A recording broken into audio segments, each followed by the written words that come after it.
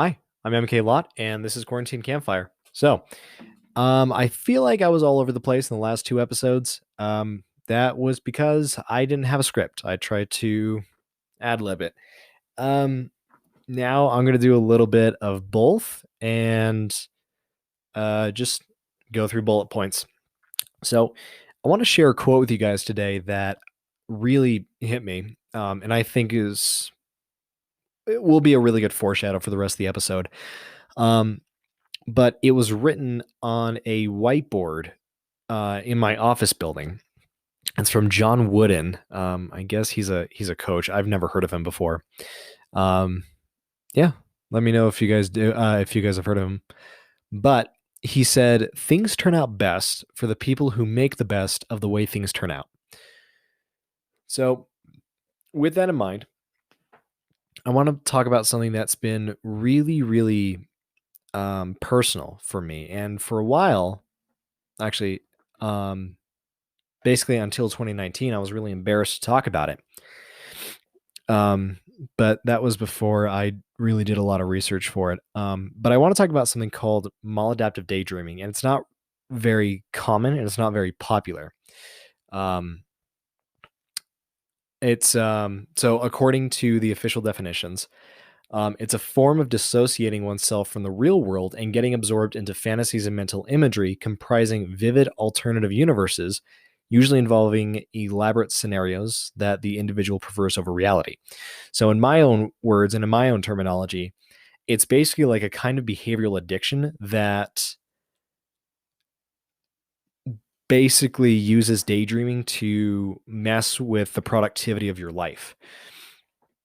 So, the reason why I bring this up is because I'm pretty positive that um, that this pertains to me.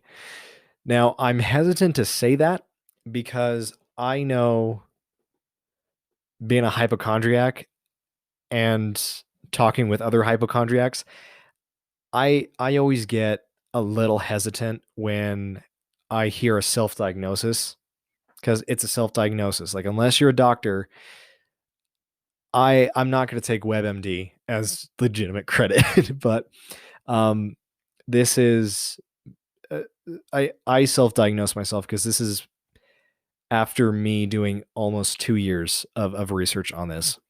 So again, I would say just take this with a grain of salt, but this is where I lean with my thought process. So um, and my family can attest to this too. I grew up having a very, very bold, let's call it a very bold imagination. And I think even that's kind of an understatement. Um, I would run around, I would reenact a lot of things.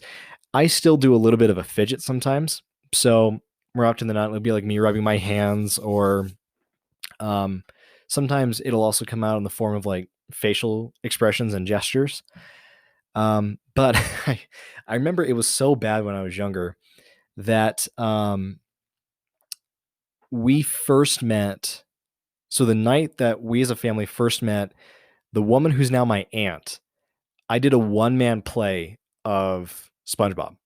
Like yeah, I reenacted the entire episode of where he rips his pants, and it was yeah, I was a weird kid. But what really bothered me about that was as I got older, that didn't go away. Like I didn't grow out of it. And in some aspects, it got worse. So I had a really tough time with that because um it's one thing to have a quote unquote condition. It's another thing to feel like something's wrong with you and you don't know why.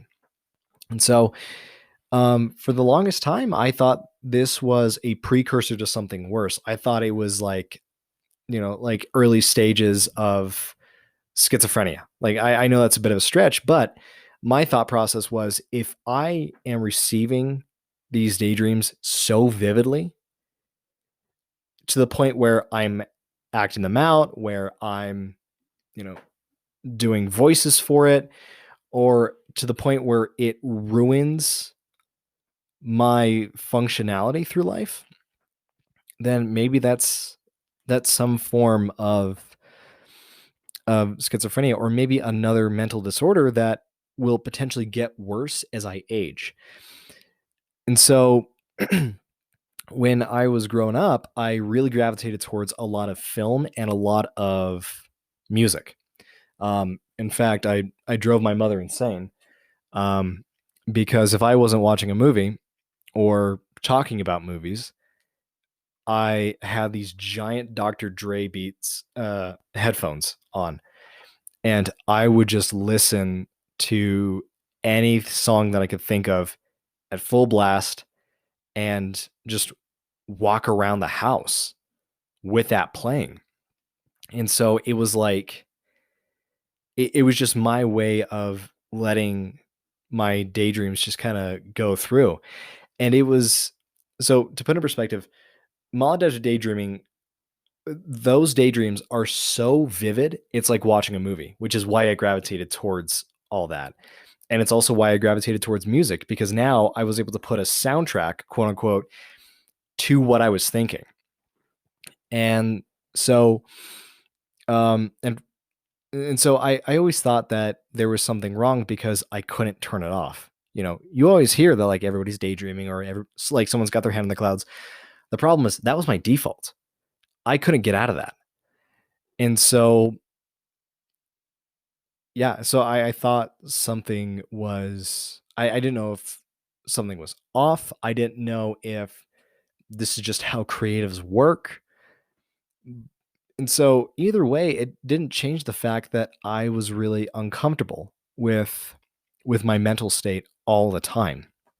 And so one day, and this was kind of I think this was like the biggest turning point for me, with my mind, and my daydreaming, was when my biological dad, um, took me and my little sister. I can't remember how old she was. I think this was 2014, 2013, somewhere around there. But we went to go watch The Secret Life of Walter Mitty. And so if you know what that movie is, you'll kind of know what I'm talking about. And that's what maladaptive daydreaming looks like. It's that to a T.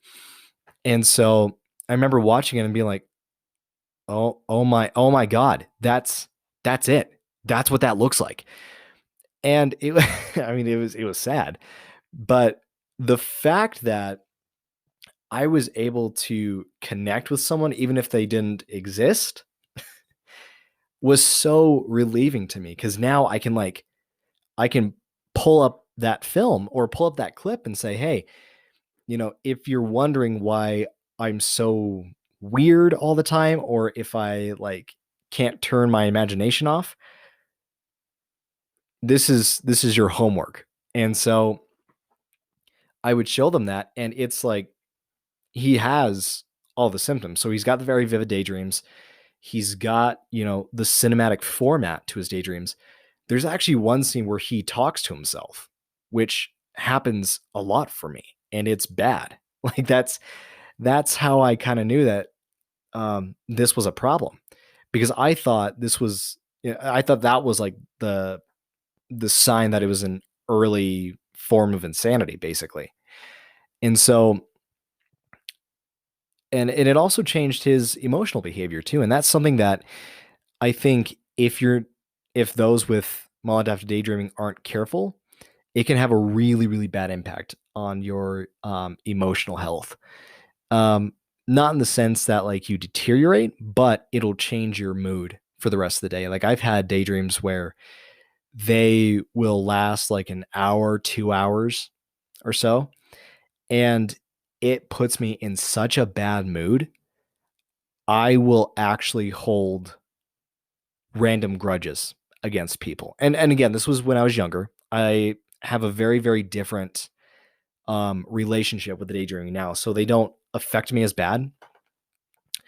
But if something goes wrong, or if I get upset at someone, usually people work themselves up, but if you can't turn off your daydreams and you start working yourself up, it's like pouring gasoline on a fire, and emotionally you kind of let it get out of hand to the point where that's your new default emotion, or that's your new perception of someone, which is really, really unfortunate because it's ruined um, my perceptions of people really early on, And again, this is different now. I'm in a way better state, but for a while it really messed me up. And so I as you guys know, by the gap year episode, um I started drinking, and that's kind of an interesting study. Because I don't remember a lot of my daydreams when I drank. Um I remember a few when I was a kid, but I remember like little to nothing from when I would abuse alcohol. And so that was weird too. It felt like it ruined my imagination a little bit. And so I guess we're kind of getting to the substance part of the episode, but um, with alcohol, it was tough for me because it felt like I kept turning it off, which I didn't want. I just wanted to control it. But I remember going on medication and getting prescribed a I think it was a medication designed to treat ADHD or something like that. So I went to go get prescribed for that, and I had this insane hyper focus. Right? I was just more productive than I had ever been. And so I thought this was a blessing in disguise. Yeah, I have to take medication, but now I'm better for it. What came with that though, and this is why I'm really hesitant with a lot of pharmaceuticals and stuff, even though I think that they can be really beneficial, is physically it changed a lot about me. So I think I lost like 20 pounds in 2 weeks. I wasn't eating, I wasn't sleeping. Um, in fact, I showed my best friend a picture of me during that time. Um, and because that was like the first time that I was really like documenting my um, physical progress and my condition. Because I remember my mom saying like you shouldn't have knees that buckle like that. Like you shouldn't have knees that show that much bone. And so I showed my best friend a picture of that, and he said that I looked like I like I looked like a Holocaust survivor. Like that's how bad it was. And so the reason why I bring that up is because um after a while, we talked to the psychiatrist about it. And so she prescribed me basically a drug that countered the effects of the drug that I was already taking, which is a problem because it was like taking a stimulant with a depressant, and that's going to mess you up. So I just decided to go cold turkey on it. But I remember the night that I had my first daydream again, I thought I was going back to like going crazy again. And so it started coming back, and I thought, well, that didn't work. Or maybe even if it's physically damaging, if it fixes me, that was the terminology I used for myself. If it fixes me, then it's not a problem, and so I thought maybe if I work harder, it'll get rid of it. Because I approached that with a mentality of, when you work, you don't get the time to be distracted. You don't get the time to daydream. The problem with that is one of the one of the triggers for maladaptive daydreaming is excessive stress. And unfortunately, I was working in that pest control job where I was dealing with rattlesnakes and bees and hornets and tarantula hawks, which I did not know how dangerous those things were until like a month after I got rid of them. But, and as a result of that, I was demanding more of that daydreaming for myself, which wasn't the best thing for me. But I am grateful for that job because it also told me that I could turn it off. I just have to be in a really, really intense situation where it was kind of like if I just overflowed my body with like adrenaline and I can't cortisol, then I've got like the hormones where it can kind of get rid of the daydreams, which is not healthy at all. It's a really stupid way of thinking. But over time, and these were observations that I found for myself or found from and for myself. I found that I work best when I am creative, not when I'm participating in creative works or not when I'm viewing creative works, but when I do creative works. When I paint, it helps my daydreaming. When I write, it helps my daydreaming. In fact, when I was a kid, I used to make lists like crazy. In fact, I'm pretty sure I drove my family insane because I had crumpled papers with lists all over my room, all over my room. And so like like vision boards help with that too, which is why I've got two in the back here. But I used to write and I used to make lists just to get the thoughts out, and I was able to visualize things better because now I wasn't daydreaming. I was able to look at my thoughts because they were now somewhere else, and I didn't have to worry about that daydream. But over time, and especially with with the time that I took to really work on myself and be a little bit more self-aware, um, I honestly became content with how I thought and how this was, which again was never the case in my life. Like when I was in a relationship, I thought about how uncomfortable she was to be with someone like this. And when she asked, "Are you okay? Like what's wrong with you?" I would I had to just say, "I need to be 100% honest with you. I don't know.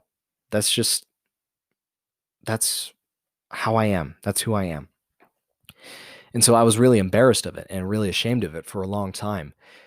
And so eventually I just kind of came to terms with it. I was like, yeah, this is how my brain works.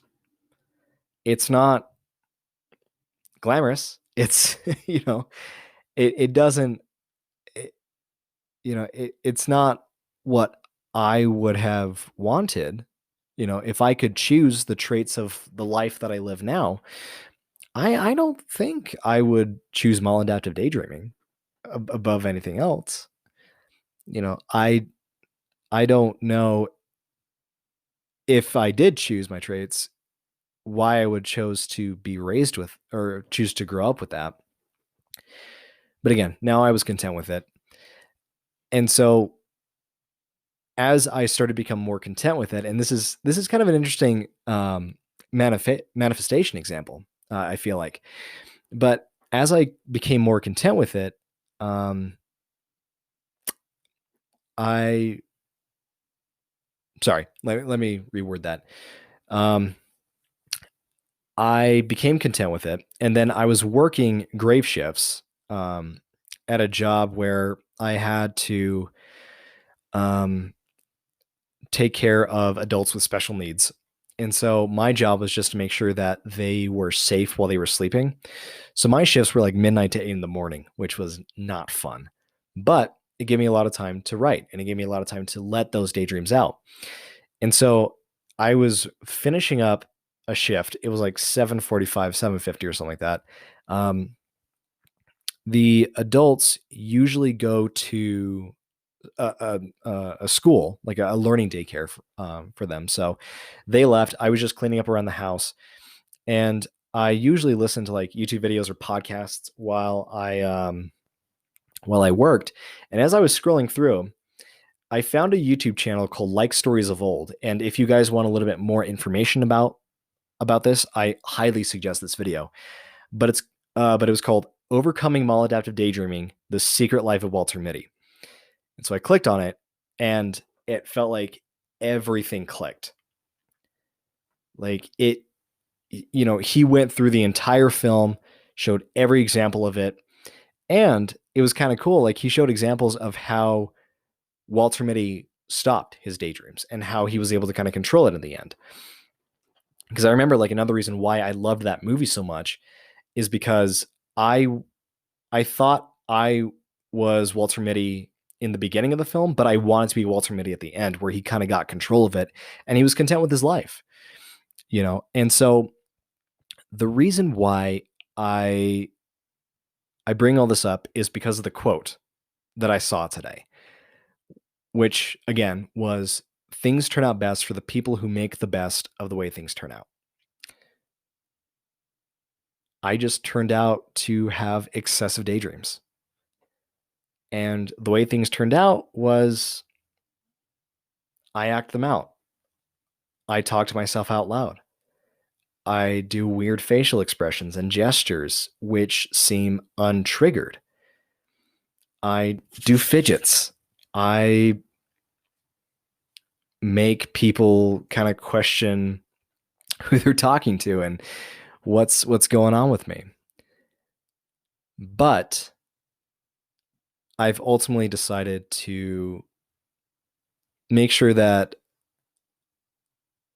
from here on out, they turn out best, because I can't control this. And quite frankly, I don't want to I can't turn it off, and I don't want to turn it off, but I can control it because that's how I make the best out of this situation. So I found a lot of peace and a lot of clarity in that. And I think another big takeaway that I want to bring up too is the fact that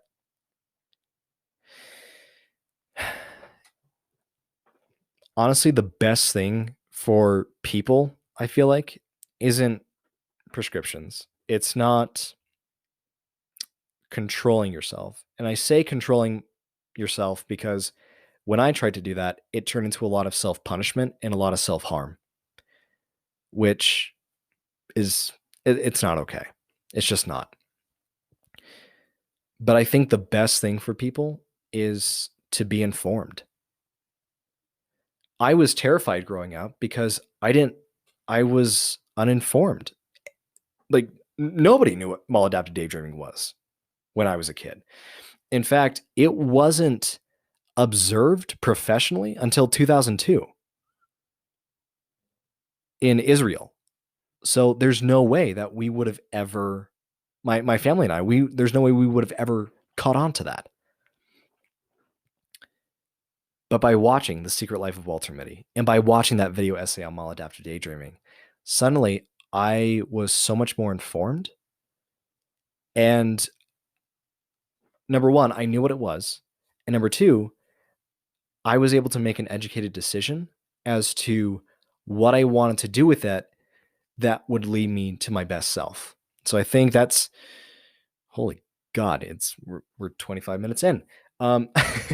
Sorry, but I think that's my big takeaway is be informed, do your research, be educated.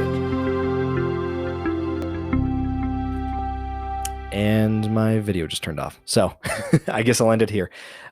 Thanks so much, guys, for tuning in. I'm always appreciative of you guys. And there is going to be a story next week, so I can hold myself accountable, where I get to talk about maladaptive daydreaming to Homeland Security. So stay tuned for that. Stay safe, stay healthy, like I am.